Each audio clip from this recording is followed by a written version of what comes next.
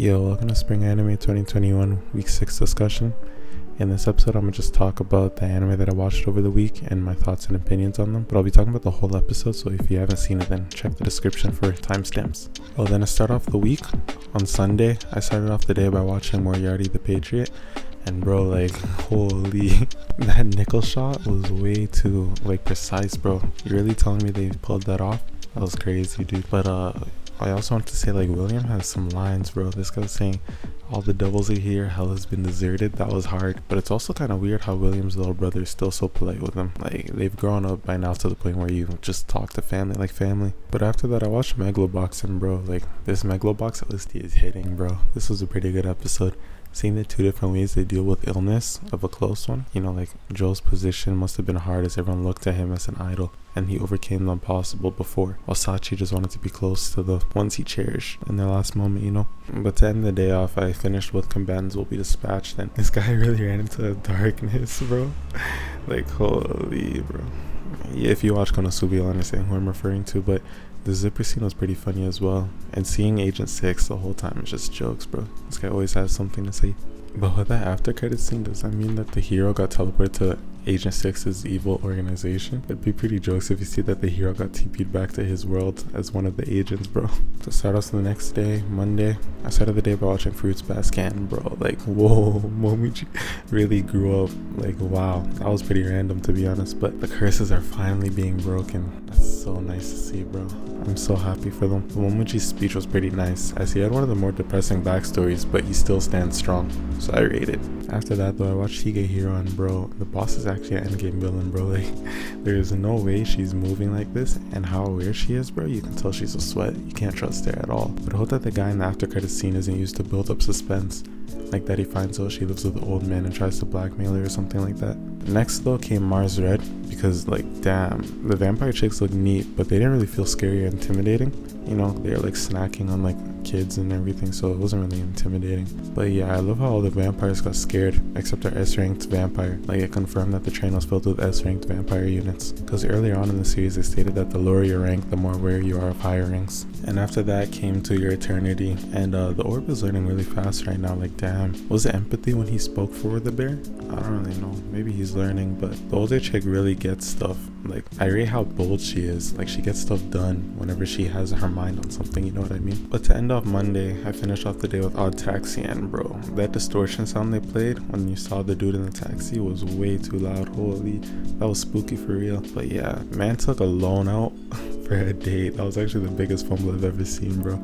I don't know, he's so desperate, it's not worth it. On to the next day, Tuesday. I started off the day with Slime Diaries, and when Soe hit Gabriel's wooden figure when he was on a date with Gabriel's sister, that was pure disrespect, and all honesty, damn, bro. But this episode also expanded Shion's personality, because I didn't expect her to act like that. Wow. After this though, I watched Omnipotent Saint, and all the maids in the background were literally just copy and paste, but it's cool. Save budget, I guess. It wasn't really important. But the king bowing his head to Sei, wow, Sei really is forced to do stuff for them now, bro. You can't have the king bow to you and just ignore him, you know what I mean? The other girl must be having a tough time too, since she's forced to obey the prince and do all this training. And of course the grand magus would become her teacher. That was pretty obvious to see, but it was fun. I like the show. And off Tuesday though, I watched Joran, and they gave birth to a baby while the doctor died at the same time. GG. The beginning and the end, huh? But yeah, it was a pretty suspenseful episode, and how he killed the cops with no hesitation, bro. It's damn. I really want to know his backstory now and how he got into this position of working for this company. Then on to the next day, Wednesday. Super Cup is what I started off the day with, and yeah, this was definitely a vibe, because since we followed the red cup chick, and she has a more blunt personality, she says what's on her mind and is more proud. So this episode was more action based on the chilled, relaxed vibes with the Super Cup MC. So it was cool to see the switch up. After that though, I watched the full dev RPG anime, and bro, Riona is not gonna let her forget that he pissed himself, bro. Damn, bro, it must hurt since he did that in track and field and in game, bro. But Riona pointing out that he was a fast runner is a nice detail, because he's a track and field sprinter. But yeah, I'm really liking Riona's character so far. She's pretty funny, telling them to rob the old couple and fight the drunk man. She really does not care in the slightest, bro. But yeah, MC is still pretty goofy though. Picking the wrong store and not lighting the smoke bomb I don't know, he was acting kind of stupid, but it's cool. He's getting better. And of course, to finish the day, Cestvs, the Roman fighter. But yeah, you can't really blame Cestvs for falling into that trap because, like, of course we can see that he left his stomach defenseless on purpose, but in the middle of a fight, Cestvs wouldn't have that clear of a mind, so of course he fell for the trap. But yeah, hopefully he can stand back up and actually win. And on to the next day. We started off with Thursday, and on Thursday, Zombieland Saga aired, and yeah, the kid actor like being a dick was pretty expected, to be honest, like, of course. But yeah, Kotaro was actually jokes. This dude was acting like Magikarp on stage, bro. And Lily had some W improv, aiming towards kids with nonsense lyrics and bright lights and everything. But yeah, I could feel that he was gonna win but be unsatisfied with it. It just made sense. And after that, how not to summon a demon lord, and yeah, Horn being a girl wasn't all that surprising, but her reasoning actually makes sense as to why she was dressing up like a guy, but yeah. And then we saw the maid this episode, which everyone calls Minato Aqua from Hololive. You can definitely see the resemblance to our favorite onion though, makes sense. But yeah, the fact that they didn't give Shara a new outfit was pretty lame. I'm kinda cheesed, not gonna lie. After that, Godzilla Singularity Point, yeah, they're really going deep in on the science stuff, huh? Like, I don't really be thinking when I'm watching this show. I'm really just watching it. I don't know how I feel, but I'm just watching it for the sake of watching it. And after that, it was Shaman King time, and yeah, I never thought Anna would be the jealous type, you know? This shonen style of explaining your powers before a fight was pretty noticeable this episode as well. And yeah, Horo is actually, bro, I'm actually liking him so far. I hope he stays around for a while. And to end off the day with Bakuten, man really looked under one desk, bro. This guy's, yeah, the captains were definitely pip and showing it. But yeah, this episode was definitely the perfect example of spending too much time with someone causes problems, because they're all cool before, but they spent too much time with each other, and now their differences are starting to show between each other, like the Yakuza movie argument. It reminded me how lame an excuse like, oh, a real man would like this because he just likes movies with self-sacrifice. I don't know, they're just as valid as cliche movies with save the girl happy ending, you know what I mean? You shouldn't like feel that one story is better because it has a certain characteristic to it, like self-sacrifice or mature themes. You know, you don't really need mature themes to make something good. That's kind of just what I want to say in summary. On to the second final day with Friday. Start off with Bryn and Kabaddi, and these guys are really getting dummied by the other team. Like, damn, bro. And bro, these guys are worried way too much about making points back instead of getting points. But their team captain did come clutch and get them a lot of points back, so it's cool. It's cool, I guess. I like how they're looking at their enemy team like they're hungry, you know what I mean? It's cool. After that, the world ends with you. Wow. The game right now is out of control with all the rogue noises. And seeing how some people can see the underground, imagine if Shiki's friend could see the underground. And that's why she was telling her honest feelings at one time. And the flower shop scene, it'd make a lot of sense. I don't know, we'll see. After that was Mashiro No Oto, and yeah, I know the feeling of being off in timing when performing. Like, I still don't really understand the right timing and just wing it, but like, yeah, I could see how they mess up and have a problem learning it. When they're in the shower, I took in the soccer dude as tan because he was grinding soccer, which is outdoors, of course. Asamura lived in a snowy environment and played music indoors, so of course his skin is more lighter and fair. And yeah, the problem in the show that like everyone has right now is that they're comparing themselves to others, whether it's Asamura's grandpa or just other professionals, you know. At the end of the day, I watched SSSS.Dynazenon, and yeah, it was a pretty good episode. Mujina even got some screen time, and Minami was kind of annoying, but I love how everyone can, like, when they're doing their roll calls, becoming the Dynazenons and Dyna parts. Gama was the only one this episode that was hype while he was saying Dyna Diver, and it was kind of funny because everyone was kind of cheesed this episode, so no one was in the mood for it.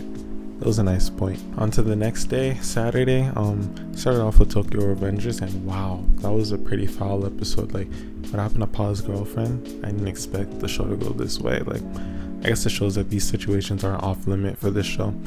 But I also like how they started off the show with the ecchi event at the karaoke bar, then used it again, like another ecchi event, and showed it in two different lights. Because at the beginning it was all fun and silly, but then they used ecchi as a depressing event, showing how it's, like, you know, the duality of ecchi. After that, I watched Vivy, and wow, she really went through a personality change, huh? I guess she's diva now, but it's cool. And yeah, all man's got stunned hearing Ophelia sing. Reminds me of the first time I heard Nier Automata's Resistance Camp OST, Peaceful Sleep. That one was pretty nice. Like, it's a really mesmerizing song. If you haven't heard it, I would search it up for sure. But yeah, Vivy's pretty bold for jumping off the roof as well. That was a huge leap of faith, holy.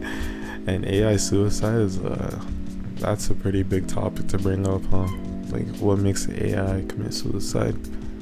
I don't know. That's a nice discussion to have, though. Yeah, and then so on. I watched Pretty Boy Detective Club, which Nisio Isen's writing is so neat. Like how he presented the casino and the invisible outfit, but instead the casino was created for the invisible outfit. It's a really nice change of perspective. I really like how he writes stuff. Next on was Demon School Iruma, and yeah, I wonder if there's a spin-off where Mary stays like this, because it'd be pretty relaxing to see. I can't wait to see how Mary acts now that she confirms she loves Iruma, you know? It's a fun episode. I love the show. Next on, I watched 300 Slimes, which, I don't know, I noticed them saying sound effects so much this episode, but yeah. I don't know if they did that all the time, but this episode was definitely noticeable. And now that another family member is added on, I wonder how she's gonna fit on and how the rest is gonna go. A ghost, huh? It could be fun. We'll see next episode. Yeah, and then Nagatoro. Armpit Mans were definitely eating this episode, like, I'm not gonna lie. I was waiting for Nagatoro's friends to pull up anyways, but yeah, there was definitely a lot of scenes. And yeah, MC was looking smug this episode. That was kind of crazy. What the heck? I see him. This guy protected her back from the guys in line, and now he feels all neat, huh? It's cool. So thereafter, My Hero Academia. I noticed the metal dude has Effie on his hero costume, because Effie means iron. So that was a nice detail. And the English this episode that they spoke was actually pretty good, to be honest. I understood it. And yeah, it must be painful fighting Endeavor, because bro, this guy was actually burning people. Like, imagine getting burnt like that. That's GG, bro. Oh, I just took in the guy with the flexible quirk has a soft personality, and the metal dude has a hard-headed one, bro. It makes sense. But Ida pulling out his mufflers, that looked insanely painful, bro. Like, oh my god, bro. I don't even want to imagine that. After that, I watched Eden Zero, and yeah, starting off with the ecchi moment, it was expected. You know, I didn't take in that she was fighting with a skirt so they could see her legs or whatever, but I don't know, it was kind of funny, I guess. Yeah, it was kind of. But seeing Shiki not being able to repair Johnny was a reminder of how he was a fake mechanic, but his feelings for the robots were real, you know? After that, I watched Shadow's House, and I was thinking that Kate was trying to act like her doll instead of the other way around, since she was asking her doll how she laughs and everything. And yeah, she's using a paintbrush when doing makeup. Really reminded me that they classified them as dolls. But yeah, I thought they were supposed to dance with another shadow, not dance with themselves, and that's why Ricky got demoted, because he led the charge. Yeah, to finish off the week and everything, I finished off with 86, and yeah, Lena really doesn't listen, like, at all, bro. And the enemies also upgrading means they're probably gonna lose the war, because the way they've been is just so lazy against their attacks against the enemy. So I could see the enemy, well, the legions winning. And that's all for 2021 week 6 discussion. If you have anything you want to talk about, any shows you want to recommend from this season or anything, leave a comment here, Discord, Twitter, wherever you want to go. I'll see you guys next time though. Peace.